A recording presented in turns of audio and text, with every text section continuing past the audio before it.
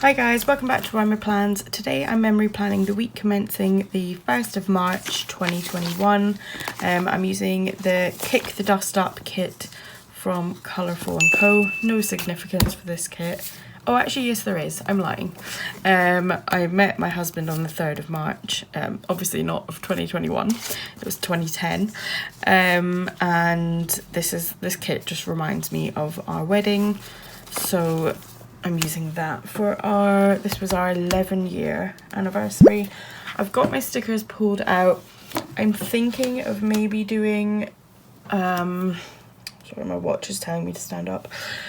Thinking of doing maybe some bouginess. I don't know. I've got some gold. Where's my boxes? I've got some gold out just in case. I don't know why, but I'm just not feeling confident about it this week. Mostly because I haven't really got a lot of extras in these colours if I need them.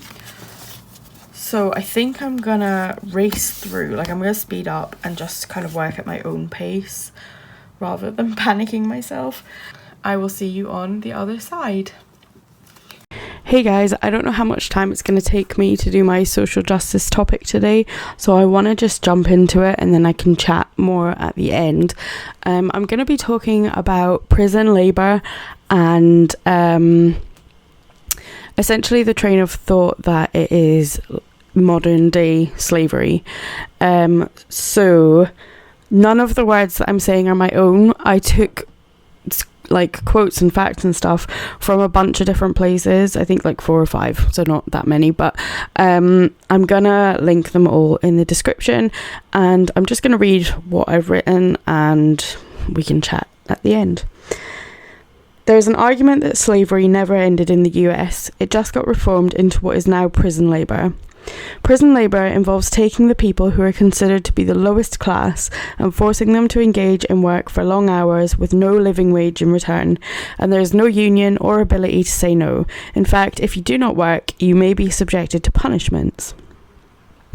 In addition to this, in a system that unfairly targets people of colour, particularly as prison labour also includes that done in detention centres for asylum seekers who work under poorer conditions for fewer rewards, we can immediately see the power imbalance which kept slavery alive in the US being replicated at the expense of the incarcerated.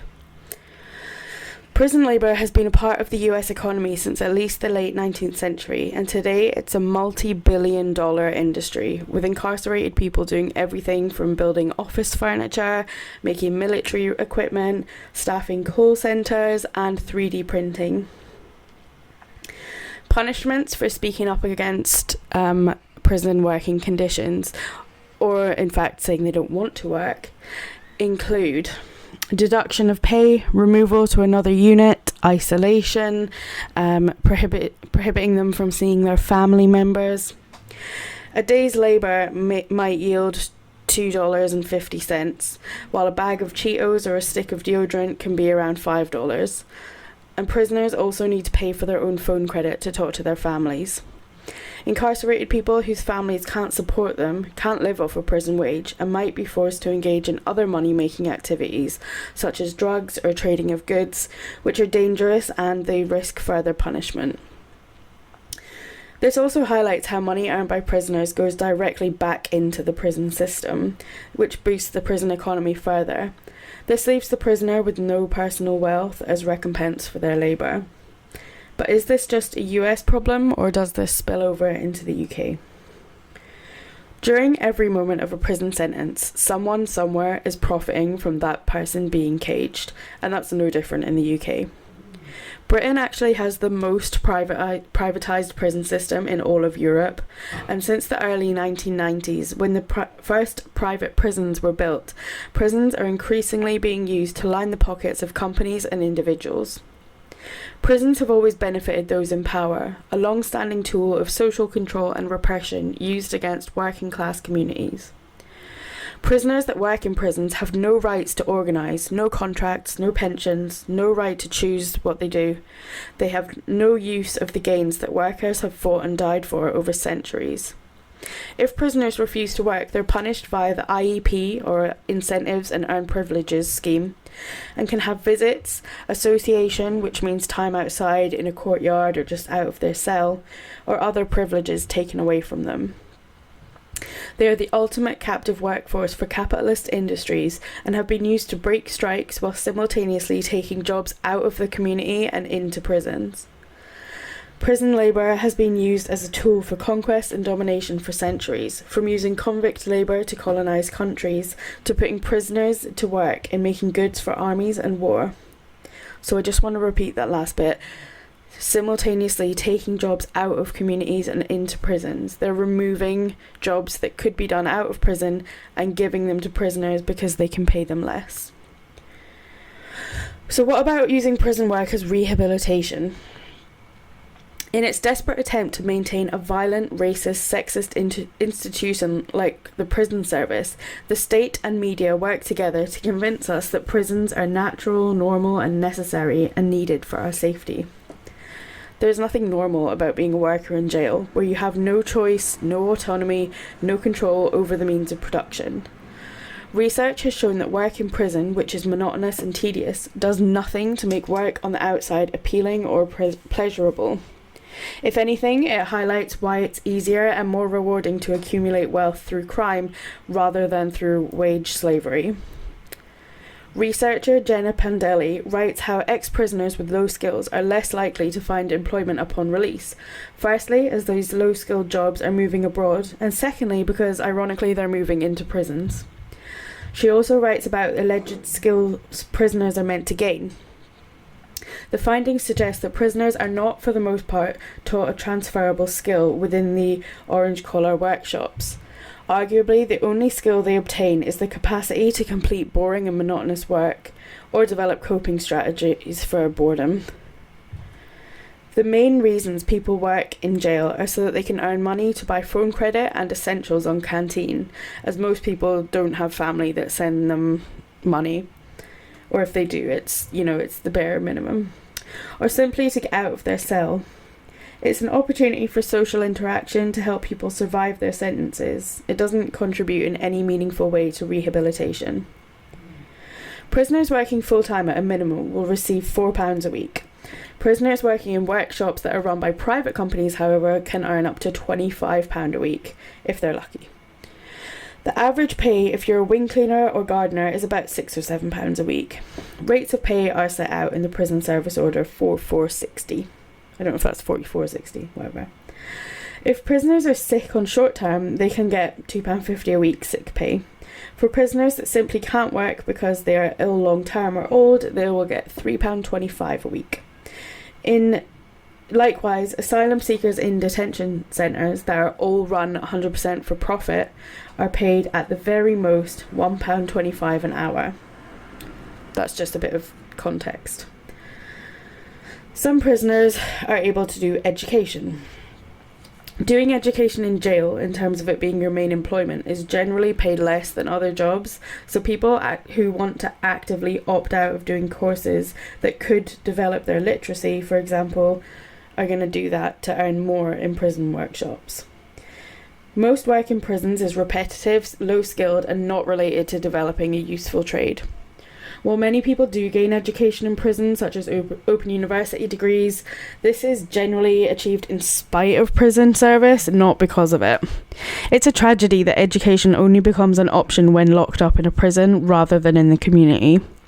People should be fighting to save education and develop educational alternatives on the outside, and asking why people are only accessing education for free if they have a prison sentence. Where people are achieving qualifications such as MVQs, these are often related to industries that are in decline, such as manufacturing. Then comes the simple fact that people come out to a culture of work that fellow workers face. 0-hour contracts, minimum wages that are impossible to live on, poor working conditions, workplace stress, etc., etc. Ex-prisoners are then at the bottom of the hierarchy of a mass of unemployed people who are already competing for this. Prison labour historically began as a way to occupy prisoners. They were given hard labour with pointless tasks like breaking rocks or turning treadwheels. It then became clear that prison labour could serve the interests of capitalists and those in power more explicitly. The First and Second World Wars were propelled by prison labour, and in recent times the invasion of Iraq was only made possible by the prison economy of the US. Prison labour is responsive to the market and the national economy, and now more than ever is creating a dangerous precedent that is slowly building an economy based on caging human beings.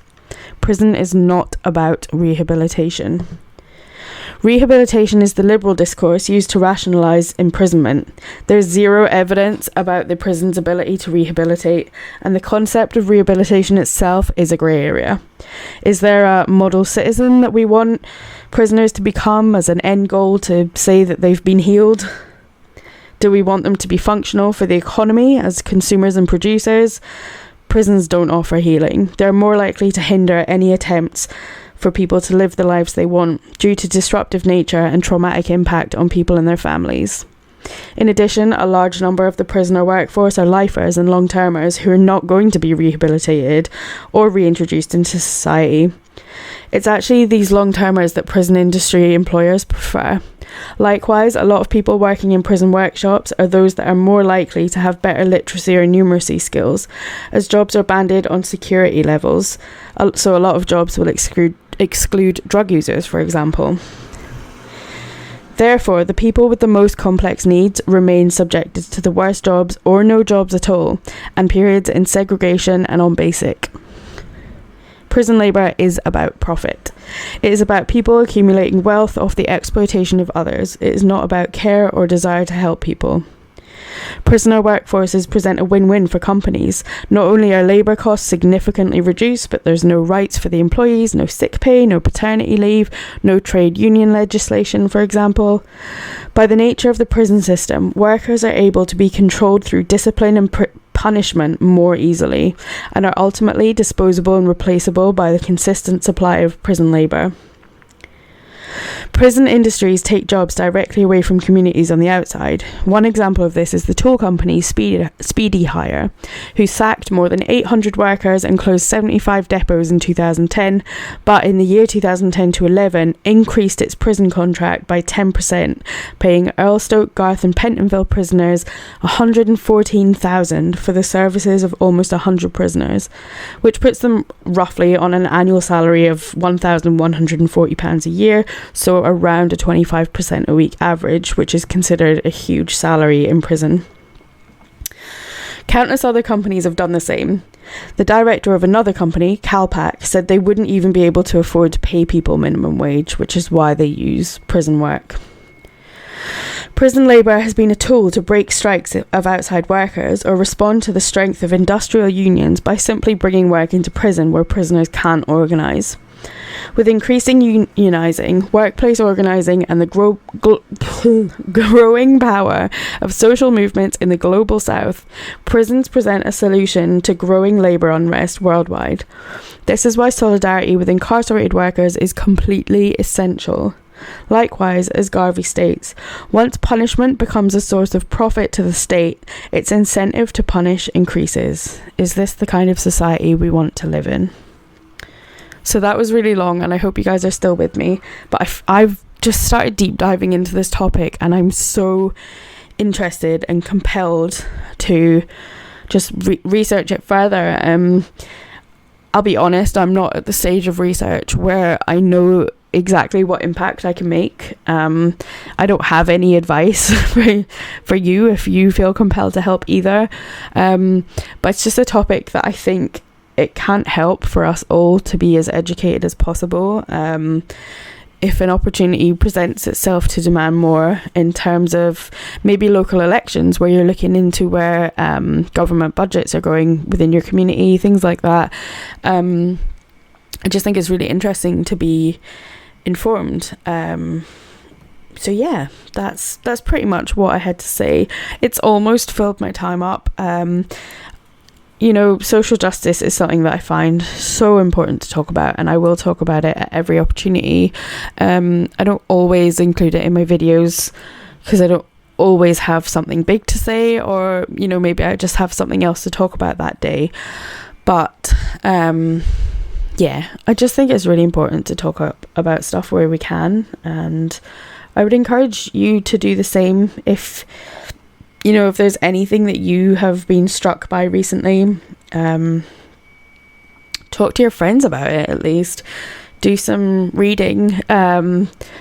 You don't have to be in university to put together an article or, you know, a little essay or something like that, just for yourself, just to kind of, I don't know, I like to do this because I'm a writer, but I like to go back over pull in all the facts that I know and write them out for myself, so that I'm confident that I fully understand what's going on and just the full impact of the situation. I knew I wasn't happy about prison systems when I worked in one, and I couldn't put my finger on why, other than it was just such a right-wing environment, and I didn't meet a member of staff who cared about the well-being of the prisoners further than keeping themselves out of court for anything going wrong.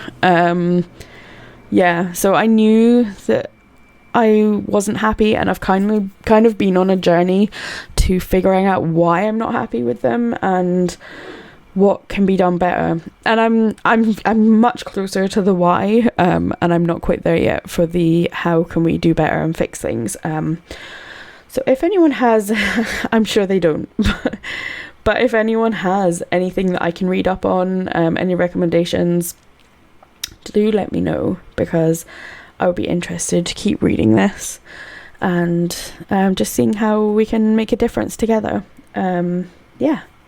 So I'm just putting up the finishing touches to this spread and messing up my overlay immediately.